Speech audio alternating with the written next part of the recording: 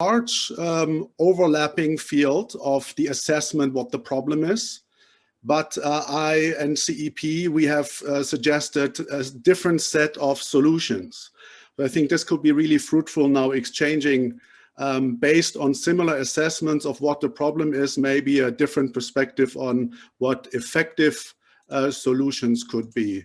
So I'm also sharing my presentation. 6 years in the making, that's not regarding the DSA, that's regarding my position. So, and I guess also CEP's position. We've been involved since 2015, the EU Internet Forum, where the gatekeepers, the very large platforms, said there's very little we can do about illegal terrorism content, the process where the Commission kind of made them actually fix this to a degree against a lot of pushback, as you also highlighted. Then we had the NETTZ, of course, from 2017, lots of learnings from there. And then we have the Terrorist Content Online Directive, and we have my work at the RAN, the Radicalization Awareness Network, working with these companies a lot, and then the DSA. So I've been looking at this from various perspectives and angles, and I think that's important to highlight this for the rest of my presentation. On the right side here, you see the paper that we have handed in, the second paper for the very large platforms, and there's a link in the Q&A or in the chat function if you haven't seen it already. So what are some of the lessons learned? First, I think it's very positive also what Paul highlighted. There are transparency requirements, and there are requirements for external audits. There are risk assessment requirements. So this sounds, at first glance, it sounds very interesting, if not positive. But there's a lot of, I would clearly say, negative stuff as well. Meaning the learnings from the NETTZ, what works and what didn't, and especially also learnings from failed auditing and compliance systems from the banking industry, financial industry, from automakers, everything seem to not have been introduced into this legislation. So in a way, the DSA draft acts as it would be the first piece of legislation and the first attempt to audit and force a compliance system on an almighty industry. And that's definitely not the case. And that was very disappointing, I have to say.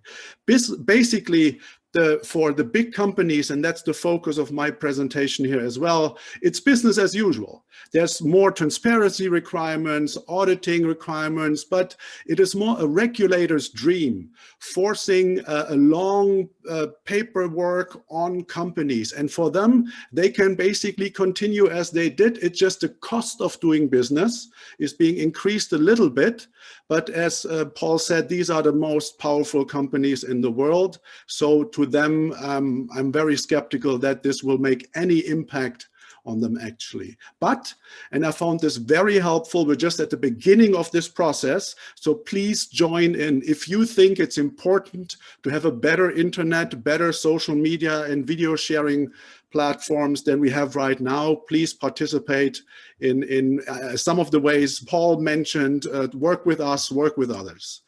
So this is why the CEP paper looked at some, from my perspective, systemic misunderstandings and tries to provide alternative understandings and narratives to help that better internet. And Hans will later also share concrete learnings of, you might remember the banking crisis and you might have heard of Wirecard and all that, when ambitious regulatory bodies have tried to force themselves on these industries, and we know what happened. It didn't work. So what is the state today? The business model is extracting and monetizing as much data as possible from the users by manipulating them to spend as much time as possible on their platforms. It is important to realize that while these platforms were technically built by engineers, psychologists, anthropologists, biologists played a major role in understanding how to keep people engaged. For example, also by making them outraged by increasing polarization, by misinformation. And there's a discussion, I think, a legitimate one. Is this a side effect or is this systemic? Can this business model work without an outraged and polarized and misinformed society?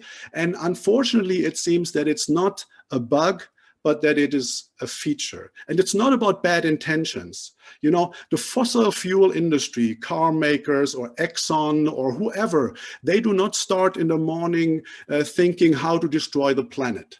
Or the financial industry did not start in the morning on how to break the system and destroy lives of people. But they did. Almost, or maybe in some cases still on the way. So it's not too much about intentions, it's about what we let them go away with. And this is the issue with the risk assessment. If I ask Exxon to do an in-house risk assessment, how dangerous their operations are, or the car makers, or the financial industry, it's like, yeah, I think there will be an assessment, but who can really judge and audit the assessment properly? And we'll discuss this later. So very large companies, tech companies, are threats to democracy and are anti-competitive, obviously. Who is the competition of Google or Facebook or other of these major players? And this is what the EU Commissioner Vestager said. So this is not a minority perspective. And it was even more interesting to me and also irritating that big tech lobby welcomed the draft. They said, yeah, that this is unclear, this might be too much, but we welcome the current draft because it prolongs the limited liability regime and even elevates it, because before it was a directive and now it's going to be a regulation. So how is it possible that we see the harmful effects of this industry and the industry is happy with this supposedly game-changing legislation? The issue is, from my understanding, the Wunderkind, the unicorn privilege. And it's based on the question if these gatekeepers are really newsstand owners of the 21st century. Because the core of what made them the biggest companies in the world is the limited liability. And that is still the foundation of the DSA. And it is the foundation of the current dominance of these companies. And this is all based, and I'm happy that Paul spoke about the connection to the US, obviously, on a court decision in 1959, where a newsstand owner, Eliza Smith, was arrested because a vice cop, a Los Angeles Police Department cop, found a book in his newsstand that he said there's illegal content in this book. And he jailed Mr. Smith. And Mr. Smith went to the Supreme Court, and the Supreme Court ruled in 1959 that a bookkeeper cannot be held responsible for the content of the books he's selling unless he knew that it's illegal or should have known. And this is the principle of what later became Section 230 in the Communications Decency Act in the US. That was then copied into the e-commerce directive and what is still the foundation today of the DSA. So this special privilege that serves multi-billion-dollar big tech companies is still applied, and it's only being challenged in the US. There's more than a dozen proposals that said it is about the liability, because this means that they can do what they want to do and grow as they like without being liable and responsible. In the draft, in some part, it says we looked at this and it seems not to be a good idea to challenge that. So something that was designed for tech startups in 1996, based on a court decision in 1959, both in the US, is still supposed to define the future of companies and citizens online in the European Union. And I think this could be considered as a policy failure of the European Union and its member states. So what is this? Kampf der Nibelungen is a transnational, violent, extremist, right-wing network with thousands of supporters. They organize mixed martial arts events where they train to fight with each other, but mostly, of course, to fight with their opponents. This is a group in Germany. The group itself is not banned. but many of the members have been in jail. Many of the organizations associated with have been banned. So this is clearly an anti-democratic, violent extremist organization. And of course they are on Facebook. But this is not my point. I just want to show the business model again. So we are very clear what we're talking about. The business model means that, for example, Facebook would host this organization but if you look for this organization, for example, if you type in their name, or if you look for mixed martial arts, or it will be suggested to you if you like something in the context, they will say it's in German, obviously, sorry, but my Facebook page is in German, but that's not important here. So on top, you have the search result. Then you have a message from Facebook saying, hey, we want to protect our community. This could be extremism. Please click on this link. It will guide you to an NGO and they will tell you about extremism. But this is not my point. My point is that there's an advertisement. So whatever people do, if they click on Kampf der Nibelungen and a tunnel opens with dozens, if not hundreds, of online far-right extreme stores and groups and organizations and bands, or if they go outside of this, the company makes money. Now, this is not just Facebook, YouTube, Google, they're everywhere. Instagram, music that supports this kind of ideologies on Spotify. Facebook is the only one who actually offers a way out, but still knows this is extremism and still makes money of it. So this is what I am talking about. And this is what I mean with the significant misunderstanding. It's not about restricting free speech here. I think it is a terrible misunderstanding to think that these platforms were designed or have the mandate to serve as safe public spaces. That's not the case. Their contributions to the democratic discourse are as voluntary and arbitrary as is the social engagement of, for example, BMW or McDonald's. If they would allow people to give speeches in their McDonald's restaurants and would say, you can speak, you can't, you have 5 minutes, you cannot say this. This is, I know it's a bit, not 100% fit, but it's definitely more close to reality than claiming that these for-profit companies are in charge of our free speech. The social of social media is just a means to an end to creating the income for the advertisement business, which is legal, right? It is legal to extract, store, analyze, manipulate, process, and monetize the user data. This is what they're actually doing, but we're treating them as if they would be freedom of speech defenders, and they claimed that, of course, and maybe we bought it, but I don't think that that's true. And there are some court decisions in individual cases that have reinstated the rights of individuals to be again on Facebook, but these platforms again slipped into this weird role, and they were not designed for it, are not prepared for it, and are not regulated for it, and I don't think they really want to be like that. So will social media be safer in the future? Now we talk about the illegal content. Illegal, I mean that there has been a ban order, a court order that, or at least a law firm has looked at the content and designated it as illegal, right? If you look at it from a rule of law perspective, you could say it's illegal when the last court possible has sentenced on this issue. But for this here presentation, this is what I mean with illegal content. And this can only be, safety only exists when illegal content is taken down, obviously, especially in the context of extremism, hate, and terrorism. So, and that is why I was also surprised to hear that the DSA, the safety of the users rests on 2 pillars: the voluntary moderation of the companies and the notices by the users themselves or the so-called trusted flaggers. This is called the notice and action mechanism. You see something terrible, illegal, and you report it to the companies to please take it down. Does this work? It's an important question, because there seems to be an assumption that this works. But according to the transparency reports of the companies, which they themselves write how great they are in doing their business and content monitoring, and there's no way to check anything.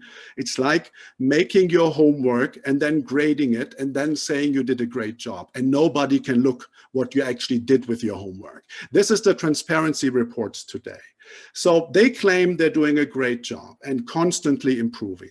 And so we looked into the actual removal rates of illegal content through notice and action. The German government has commissioned a private company for every 6 months, they use a law firm to identify illegal content, and they report it to the gatekeepers, the big companies, via notice and action by users. And here you can say it starts off terribly in 2019 with like 85% not removed of the clearly illegal content, and has then been balanced to a 50-50 situation. I can't go into the details now, there's no time, but maybe later in the discussion.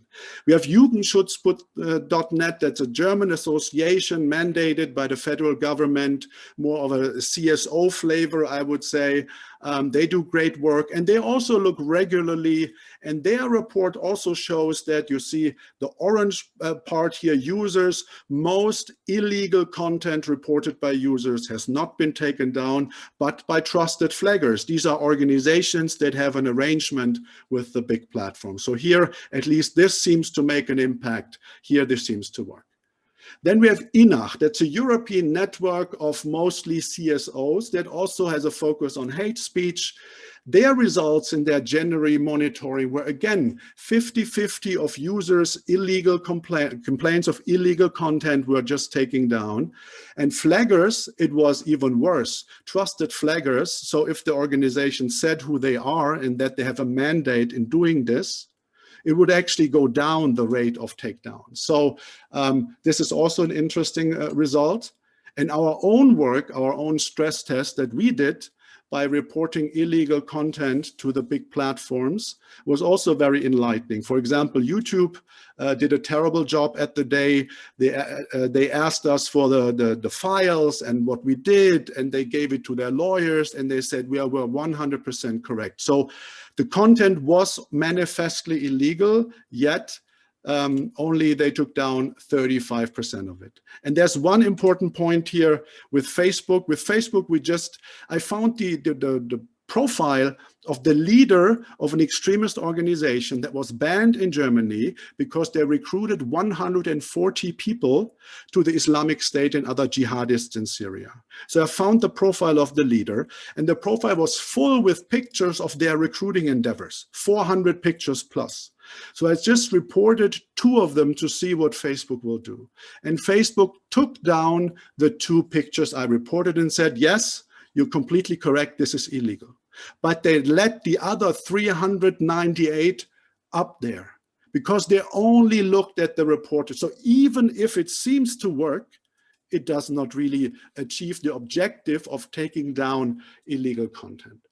So the tests here show that the removal of illegal content rates of these organizations, an average user notices is 42% and trusted flagger notices is 62%. And this is the foundation of the content moderation of gatekeeper platforms next to their voluntary efforts.